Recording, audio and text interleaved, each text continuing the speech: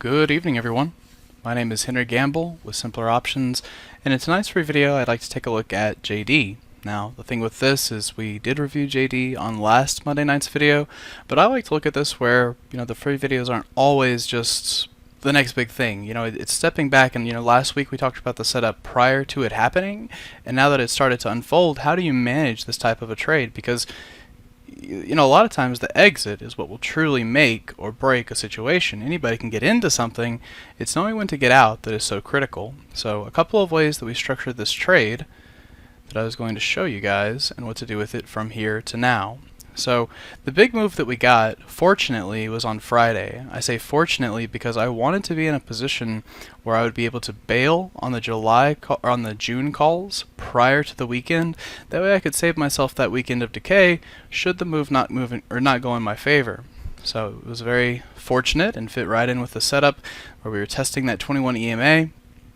Get a nice push back up into the old highs, and this is always a great place to take off a part of your position, especially if you've got various expirations. So what I did is took off, and we did this live in the chat room as it was happening, but we took off the bulk of those up there, kind of near those old highs, and then what I did into the end of the day, because I also had some weekly call options on this, I sold a big chunk of them, but then I let 5 of them go all the way through expiration.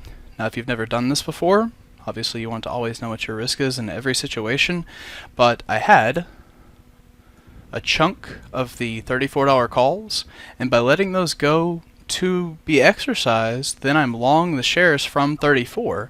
That gives you cushion in the trade from your long strike. It just makes it to be an easier place to maneuver from. Holding these, and here again, the idea is that this morning when we gapped up, you sell a chunk of those shares, and now I've held a portion of them for a reason, and I'll show you this. Of course, the longer dated calls I think are great to still hold on to. We'll get into that in a moment. But what I like doing against these shares now, since I'd like to try and hold them, is start working some premium selling against those. Now this isn't huge, admittedly, and it's because there isn't just a ton of premium in JD, but it's the concept of, okay, you've got something that's gone in your favor, you'd like to keep holding on to those shares, what might you do in the meantime to help finance the position a bit?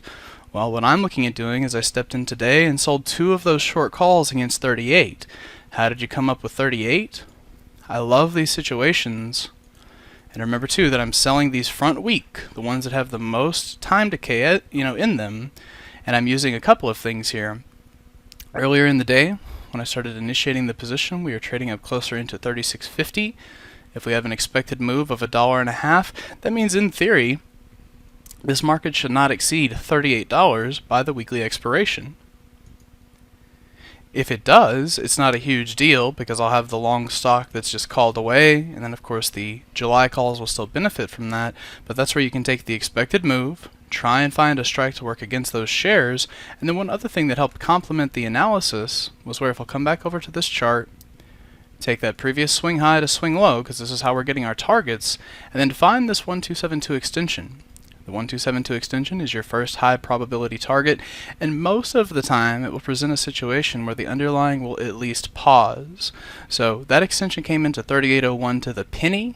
There again, you take 2 contracts. That way tomorrow, if this thing pops up and is trading around 37.50, great, I'll sell 2 more.